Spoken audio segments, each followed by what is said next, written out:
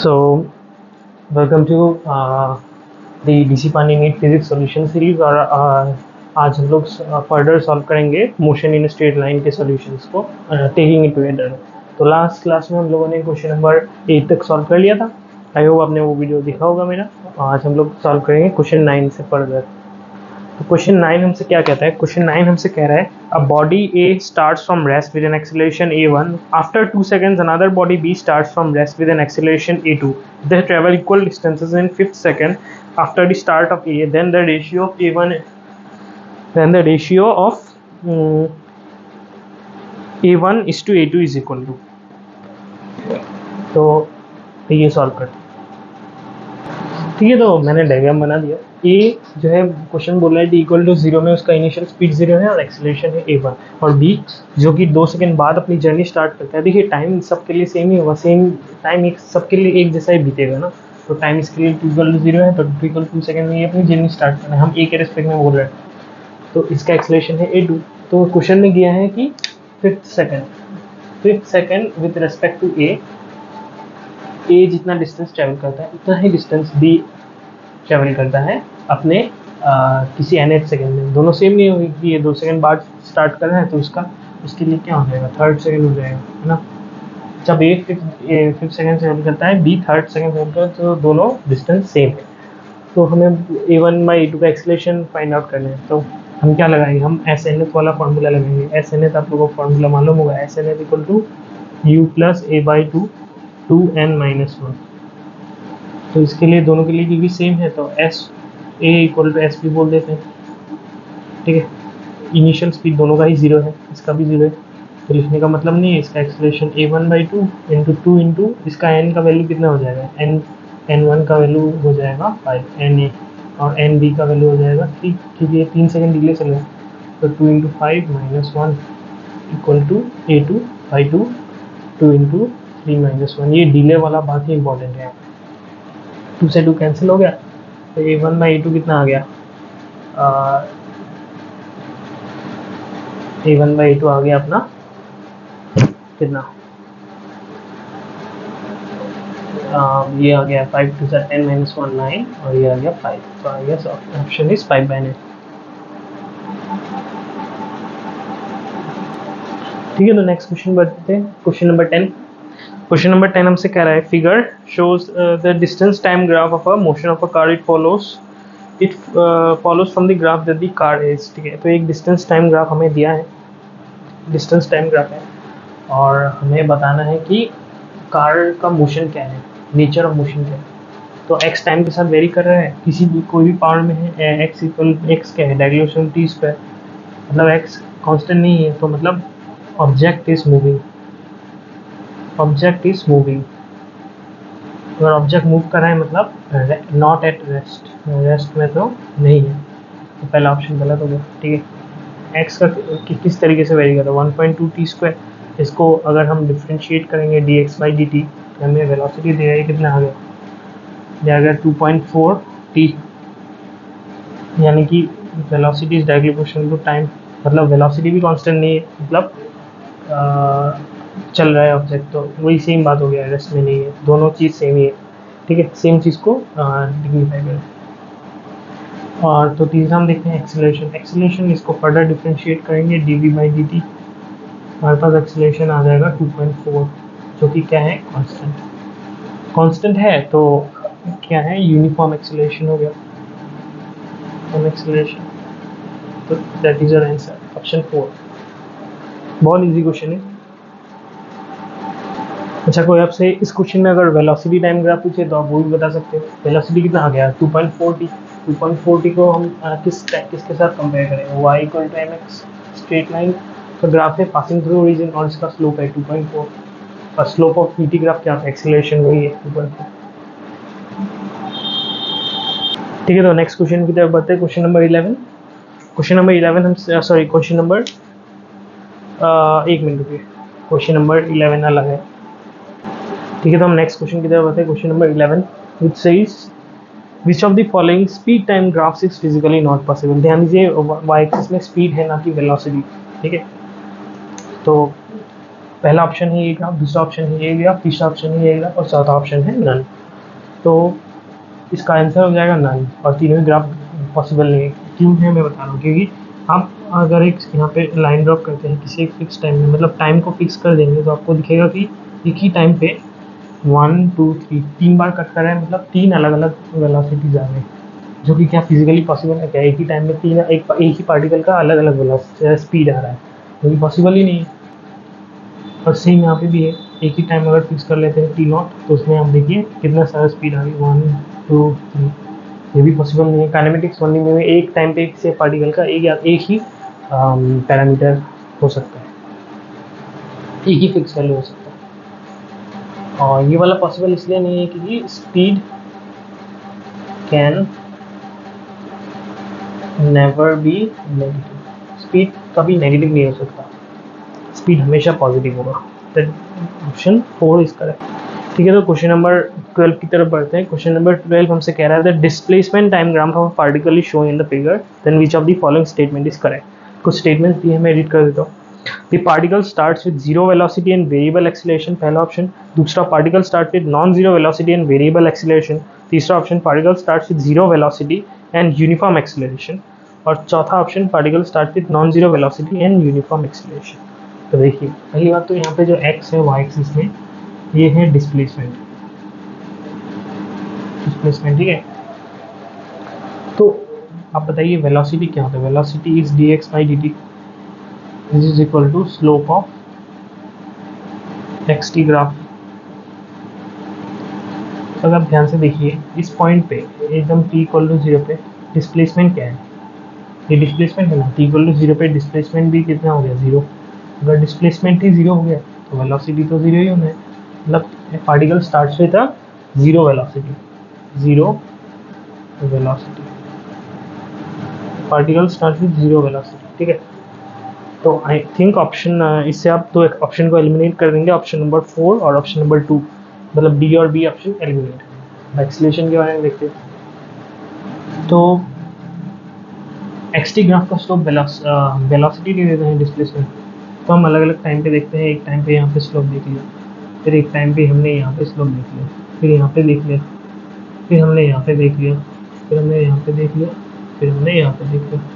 तो आपको दिखेगा कि अलग अलग टाइम पे अलग अलग टाइम पे अलग अलग वेलोसिटी आ रहा है। इसको बोलता है t1 t2 t3 t4 t5।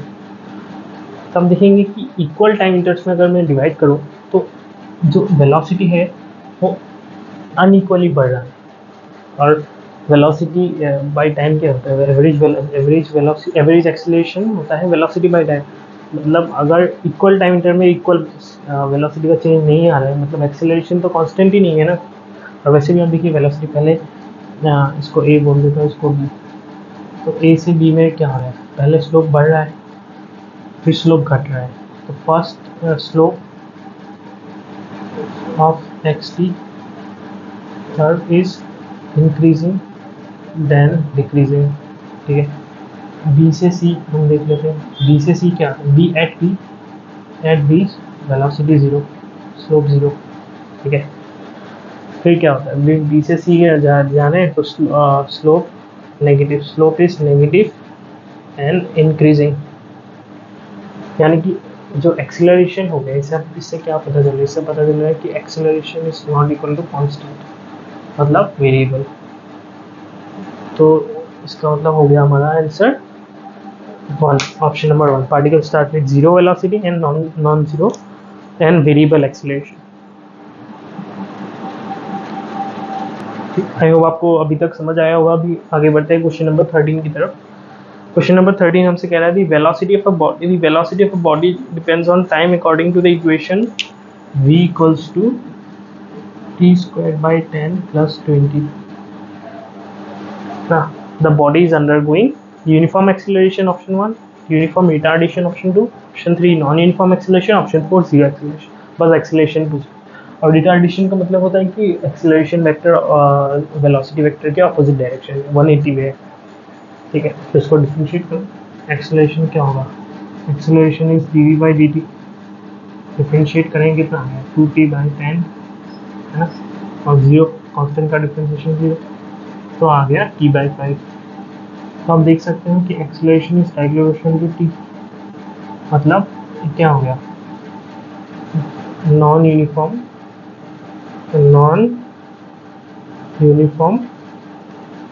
Acceleration, non uniform acceleration. ये रिटार्डेशन क्यों नहीं हुआ, जब भी अब देखिए एक्सेलरेशन का जो मैग्नीट्यूड है उसका अगर कोफिशिएंट पॉजिटिव आ गया तो मतलब ये क्या हुआ, टाइम के साथ बढ़ रहा है।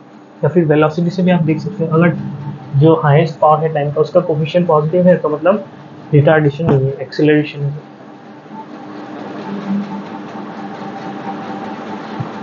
तो ठीक है, हम लोग नेक्स्ट क्वेश्चन की तरफ बढ़ते हैं। क्वेश्चन नंबर 14, जहाँ पे ग्राफ दिया हुआ है, बोला है particle shows distance time curve is as given in this figure, the maximum instantaneous velocity of particle is around the point. ठीक है, तो डिस्टेंस टाइम ग्राफ का स्लोप क्या देगा, स्पीड,